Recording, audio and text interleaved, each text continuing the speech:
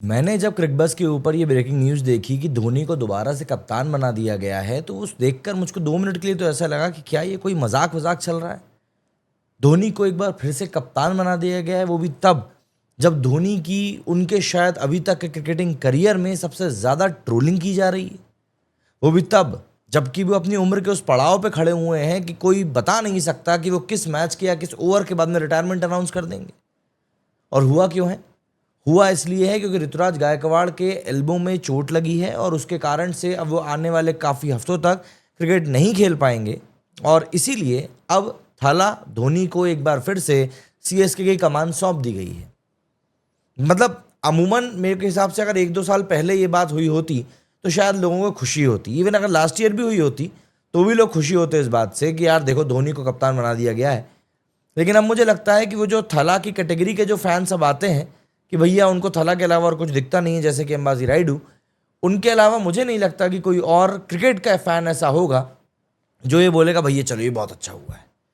क्योंकि अगर आप वाकई में क्रिकेट के फैन हो, आप क्रिकेट को फॉलो करते हो, क्रिकेट के पैशन को पसंद करते हो, तो आप इस बात को समझोगे कि यहाँ पर पहली बात तो दाल में कुछ काला है। दूसरी बात, अगर दाल में कुछ भी काला नहीं है तो फिर यहाँ पे धोनी को कप्तान ना बनाकर किसी और को कप्तान बनाया जा सकता था। हालांकि सीएसके में ऐसा कोई मेन स्ट्रीम खिलाड़ी दिखता नहीं जिसको कप्तान बनाया जा सकता, बट स्टिल धोनी मतलब क्या बदलने वाले समझ में नहीं आ रहा। मतलब एक बार अगर हम लोग नज़र डालें कि भाई चेन्नई की अभी तक की परफॉर्मेंस कैसी क्या रही है, तो चेन्नई में आपको बता दूं कि पॉइंट्स टेबल में 9th नंबर पर है। 5 मैच इन लोगों ने खेले हैं, 5 में से पहला मैच जो है इन लोगों ने जीता था।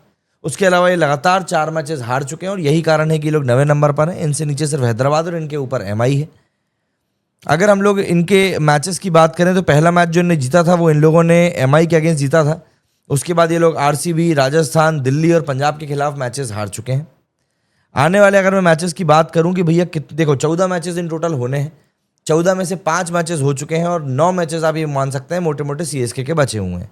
अब ऐसे में अगर मैं सीएसके के आने वाले मैचेस की बात करूं तो अब अगला मैच इनका कल ही है और ये कल जो मैच है इनका केकेआर के साथ में है। फिर 14 तारीख को इनका मैच है लखनऊ के साथ में। फिर 20 तारीख को इनका मैच है एमआई के साथ में। मतलब अभी कुल मिलाकर 9 मैचेस जो है चेन्नई के बचे हुए हैं और 4 मैच ये ऑलरेडी हार चुके हैं। इसका मतलब ये है कि इनको आने वाले मैचेस में और भी बेहतर तरीके से अपनी परफॉर्मेंस को एलिवेट करना पड़ेगा। अब देखिए इस चीज़ के ऊपर ऑब्वियस सी बात है, काफ़ी सारी बातें चलेंगी, लोग अपने अपने ओपिनियंस देंगे कि यार ये चीज़ सही हुई है, गलत हुई है। लेकिन सबसे बड़ी बात जो यहाँ पर मुझे लग रही है वो यही है कि यार मतलब क्या वाकई में धोनी को कप्तान बनाए जाने की ज़रूरत थी? और अगर धोनी को कप्तान बनाए जाने की इतनी ज़्यादा ज़रूरत थी तो ये तो फिर एक तरीके से सीएसके के मैनेजमेंट का सबसे बड़ा फेलियर है कि आप ऋतुराज गायकवाड़ के अलावा एक भी ऐसा प्लेयर नहीं बड़ा कर पाए हो जो उसकी कैप्टन जो उसकी एब्सेंस में कप्तानी कर ले। धोनी की अगर हम कप्तानी की बात करें तो धोनी ने चेन्नई में जो कप्तानी करी है चेन्नई सुपर किंग्स के कप्तान के तौर पर, तो उसमें उन्होंने 212 मैचेस में कप्तानी करी है। 128 मैचेस वो उसमें से जीते हैं, 82 मैचेस वो उसमें से हारे हैं और 2 मैचेस जो है वो नो रिजल्ट रहे थे। मोटी मोटी बात जो है वो ये निकल कर सामने आ रही है।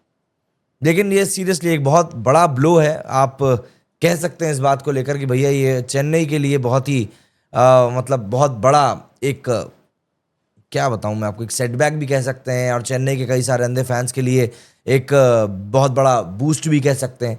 बूस्ट क्यों कह सकते हैं, अब आपके जहन में भी ये बात आ ही जाएगी कि भैया आखिर तुम बूस्ट क्यों कह रहे हो इस चीज़ को, तो मैं आपको उसका भी कारण बताता हूँ।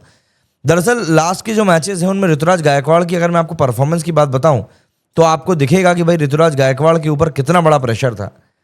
हालांकि लास्ट के जो 5 मैचेस की हम लोग बात कर रहे हैं, इन 5 मैचेस में से 2 मैचेस में ऋतुराज गायकवाड़ ने हाफ सेंचुरी मारी थी। एक हाफ सेंचुरी उसकी एमआई के अगेंस्ट आई थी और एक हाफ सेंचुरी उसकी राजस्थान के अगेंस्ट आई थी। एमआई के अगेंस्ट 53 बनाए थे और आरआर के अगेंस्ट राजस्थान के अगेंस्ट 63 बनाए थे। उसके अलावा जो इसके 3 स्कोर थे वो था आरसीबी के अगेंस्ट डक, दिल्ली के अगेंस्ट 5 रन और पंजाब के अगेंस्ट 1 रन। तो यहाँ पर ऑन ऑफ वाला जो पूरा सिनेरियो था वो बिल्कुल बनता हुआ दिख रहा था इस बंदे के साथ में। और सबसे बड़ी बात ये थी कि टीम जो है वो जीत नहीं पा रही थी और इसी चीज़ को लेकर अब सबसे बड़ा डिस्कशन भी सोशल मीडिया पर शुरू हो जाएगा कि यहाँ से आखिर सीएसके अब अचीव क्या करना चाहती है। सीएसके की टीम में क्या वाकई में ऐसा कोई खिलाड़ी नहीं है जिसके बारे में हम ये कह सकें कि भैया उसको कप्तान बनाया जा सकता था? भाई आप ठीक है, आप जडेजा को नहीं बनाना चाहते, मैं समझता हूँ। आप अश्विन को बना सकते थे, भाई अश्विन भी आपके लगभग हर एक मैच में ही खेलता है, आप अश्विन को बना सकते थे। इसके अलावा ज़रूर अगर आप ढूंढने जाएंगे तो शायद आपको कोई ऐसा प्लेयर नहीं मिलेगा कि आप उसको कप्तान बना दें। लेकिन अगर ये लोग रचिन रविंद्र के ऊपर इतना भरोसा कर रहे हैं कि भैया इसको हमको लंबा लेकर जाना है, इस खिलाड़ी को हमको हमारे साथ लंबे समय तक जोड़ के रखना है, क्योंकि वो भी एज एन ऑलराउंडर परफॉर्म कर सकता है, आप उसको भी दे सकते थे। महेंद्र सिंह धोनी की तरफ जाने का मतलब यह है कि कहीं ना कहीं आप फैंस के हाथों में अभी भी खेल रहे हो, या फिर आप फैंस को अपने हाथों में अभी भी खिलाना चाह रहे हो। जहां एक तरफ सोशल मीडिया पर मांग ये उठ रही है कि भैया थला को अब आपको रिटायर कर देना चाहिए क्योंकि वो टीम के साथ जस्टिस नहीं कर पा रहे हैं, तो वहीं एक दूसरी तरफ जो चेन्नई का मैनेजमेंट है उनको कप्तान बना रहा है। हालांकि यहाँ पर एक देखने वाली बात यह है कि धोनी तो अपनी जगह पर परफॉर्म कर रहे हैं। लास्ट मैच में भी उसने 12 बॉलों में 27 रन बनाए थे।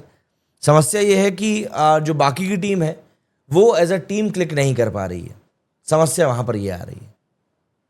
देखते हैं आने वाले मैचेस में क्या कुछ होता है और क्या डेवलपमेंट इस पूरी खबर के ऊपर आता है, उसको लेकर भी आपके सामने आऊँगा। फिलहाल के लिए तो भैया बड़ी खबर मैदान से यही आ रही है कि ऋतुराज गायकवाड़ की एल्बो में हो गया है फ्रैक्चर, जिस कारण से कई लोग कह रहे हैं कि भैया ये एक बहुत बड़ा ब्लो है चेन्नई के लिए, लेकिन कई लोग ये भी कह रहे हैं कि बहुत बड़ा बूस्ट है चेन्नई के लिए, क्योंकि अब थला जो है वो एज अ कप्तान वापस आ रहे हैं। आपका क्या कहना है इस बारे में? आपको क्या लगता है कि थला के कप्तान के तौर पर वापस आने से क्या कुछ चीज़ें बदल सकती हैं चेन्नई के ड्रेसिंग रूम में? कमेंट करके जरूर बताइएगा। मेरे इस वीडियो में फिलहाल इतना ही। जय हिंद, जय भारत।